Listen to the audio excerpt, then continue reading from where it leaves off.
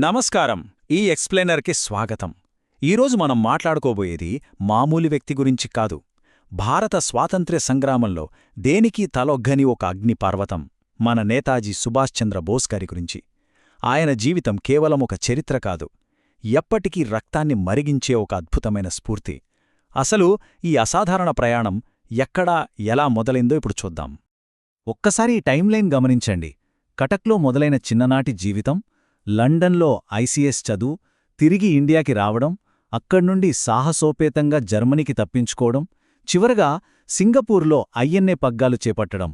ఒకే ఒక్క లక్ష్యం కోసం వివిధ దేశాలు, ఖండాలను దాటి ఆయన చేసిన ఈ సుదీర్ఘ ప్రయాణం నిజంగా మనల్ని ఆశ్చర్యపరుస్తుంది కదూ. సరే, ఈ ఎక్స్ప్లెయినర్లో మనం ప్రధానంగా 6 కీలక దశల్ని కవర్ చేయబోతున్నాం. ఆయన బాల్యం, ఐసీఎస్ ఉద్యోగ తిరస్కరణ, గాంధీజీతో వచ్చిన సైద్ధాంతిక విభేదాలు, ఆ గ్రేట్ ఎస్కేప్, ఆజాద్ హింద్ ఫౌజ్ నాయకత్వం మరియు ఆయన వదిలివెళ్లిన జాతీయ వారసత్వం. ఇక ఏమాత్రం ఆలస్యం చేయకుండా నేరుగా మొదటి అంశంలోకి వెళ్దాం. మొదటి భాగం, ఆయన తొలి జీవితం మరియు ఆయనలో ఆ దేశభక్తి రక్తం ఎలా ఉప్పొంగిందో చూద్దాం. నేతాజీ ఒరిస్సాలోనే కటక్లో ఒక సంపన్న కుటుంబంలో జన్మించారు. కాని మీకు తెలుసా, చిన్నతనం నుండే ఆయనలో దేశభక్తి భావాలు చాలా బలంగా నాటుకుపోయాయి. కటక్లో పడిన ఈ తొలిబీజమే భవిష్యత్తులో బ్రిటిష్ సామ్రాజ్యవాదానికి వ్యతిరేకంగా ఆయన చేసిన పోరాటానికి ఒక దృఢమైన పునాదిగా మారింది. రెండవ భాగం, ఆయన జీవితంలో తీసుకున్న ఒక అతిపెద్ద నిర్ణయం, బ్రిటిష్ ఐసీఎస్ ఉద్యోగాన్ని తిరస్కరించడం. ఇది నిజంగా అద్భుతం.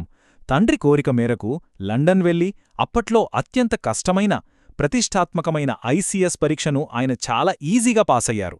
కానీ తన దేశాన్ని బానిసత్వంలో ఉంచిన బ్రిటిష్ ప్రభుత్వానికి సేవ చేయటం ఆయనకు ఏమాత్రం ఇష్టంలేదు. అందుకే ఆ గొప్ప ఉద్యోగాన్ని, విలాసవంతమైన జీవితాన్ని నిర్మోహమాటంగా పక్కన పెట్టేశారు.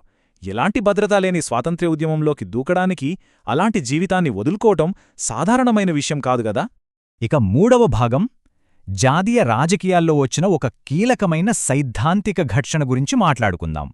ఇక్కడ మనం అర్థం చేసుకోవాల్సిన అత్యంత కీలకమైన అంశం, పద్ధతుల్లో వచ్చిన ప్రాథమిక విభేదం. ఒకవైపు మహాత్మాగాంధీగారి నాయకత్వంలో కాంగ్రెస్ అహింసా మార్గంలో పయనిస్తోంది. కాని బోస్ గారి ఆలోచన వేరు. బ్రిటిష్ వారిని తరిమికొట్టడానికి కేవలం శాంతియుత మార్గాలు సరిపోవని, సాయుధ పోరాటం ఖచ్చితంగా అవసరమని ఆయన బలంగా నమ్మారు. ఈ సైద్ధాంతిక విభేదం కారణంగానే ఆయన కాంగ్రెస్ అధ్యక్షుడిగా ఉండి కూడా తన నమ్మకాల కోసం ఆ పదవిని, పార్టీని వదులుకోవాల్సొచ్చింది. ఇక నాలుగవ భాగం, ద డేరింగ్ గ్లోబల్ ఎస్కేప్, బహుశః చరిత్రలోనే అత్యంత ఉత్కంఠభరితమైన ఘట్టమిది. రెండవ ప్రపంచ యుద్ధం మొదలవగానే బ్రిటిష్ వారు ఆయనను చాలా కఠినమైన గృహనిర్బంధంలో ఉంచారు. అక్కడే అసలైన ట్విస్ట్. ఆయన ఒక పఠాన్ మారువేషంలో భద్రతా బలగాల కళ్ళుగప్పి అత్యంత సాహసోపేతంగా అక్కడ్నుండి తప్పించుకున్నారు. ఆఫ్ఘనిస్తాన్, రష్యా మీదుగా అంతర్జాతీయ సరిహద్దులు దాటి శత్రువుకు శత్రువు మిత్రుడు అనే వ్యూహంతో ఏకంగా హిట్లర్ సహాయం కోరడానికి జర్మనీకి చేరుకున్నారు. ఆలోచించండి, ఈ ఎస్కేప్లో ఉన్న థ్రిల్ నిజంగా ఏ హాలీవుడ్ యాక్షన్ సినిమాకు తీసిపోదుగదా. ఐదవ భాగం, ఆజాద్ హింద్ ఫౌజ్ అంటే మన ఐఎన్ఏ నాయకత్వం. జర్మనీ నుండి తూర్పు దేశాలకు ఆ ప్రమాదకరమైన ప్రయాణం చేసి ఆయన జపాన్ చేరుకున్నారు. అక్కడి నుండి కీలకమైన మద్దతు సంపాదించి తన కార్యకలాపాలను సింగపూరుకు మార్చారు. అక్కడే ఆజాద్ హింద్ ఫౌజ్ నాయకత్వ బాధ్యతలను స్వీకరించారు. ఆ క్షణం నుండి భారత స్వాతంత్ర్య పోరాటం ఒక కొత్త, ఉగ్రమైన సైనిక రూపాన్ని పంతరించుకుంది.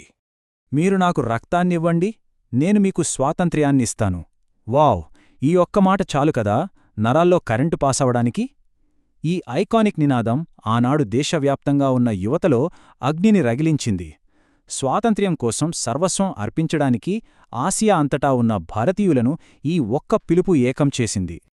ఇక చివరి భాగం, మన 6వ సెక్షన్, నేతాజీ వదిలివెళ్లిన ఒక శాశ్వతమైన జాతీయ వారసత్వం. 1945లో జరిగిన ఒక విమాన ప్రమాదంలో ఆయన మరణించారని చరిత్ర చెబుతున్నప్పటికీ ఆయన సృష్టించిన స్ఫూర్తి అక్కడితో ఆగిపోలేదు. ఆయన పరాక్రమం, ఆయన మనకందించిన ఆ పవర్ఫుల్ జైహింద్ నినాదం దశాబ్దాలు గడుస్తున్నా నేటికి ప్రతి భారతీయుడు గుండెల్లో సగర్వంగా ప్రతిధ్వనిస్తూనే ఉన్నాయి. అదే ఆయన నిజమైన వారసత్వం. మరి ఎక్స్ప్లెయినర్ను ముగించే ముందు మిమ్మల్ని ఒక ఆసక్తికరమైన ప్రశ్న అడగాలనుకుంటున్నాను. ఆ కాలంలోనే మహిళల కోసం ప్రత్యేకంగా నేతాజీ ఝాన్సీ రాణి రెజిమెంట్ ఎందుకేర్పాటు చేశారు, లేదా మిత్రదేశాల కళ్ళుగప్పి ఆయన చేసిన ఆ డేంజరస్ అండర్వాటర్ ప్రయాణంలో ఎలాంటి ఉత్కంఠభరితమైన సంఘటనలు జరిగాయి. చరిత్ర పుటల్లో ఇలాంటి ఎన్నో అద్భుతాలు దాగి ఉన్నాయి. ఆ లోతైన చరిత్రను మరింతగా శోధించడానికి ఈ ఎక్స్ప్లెయినర్ మీకొక స్ఫూర్తినిచ్చిందని ఆశిస్తున్నాను. సెలవు.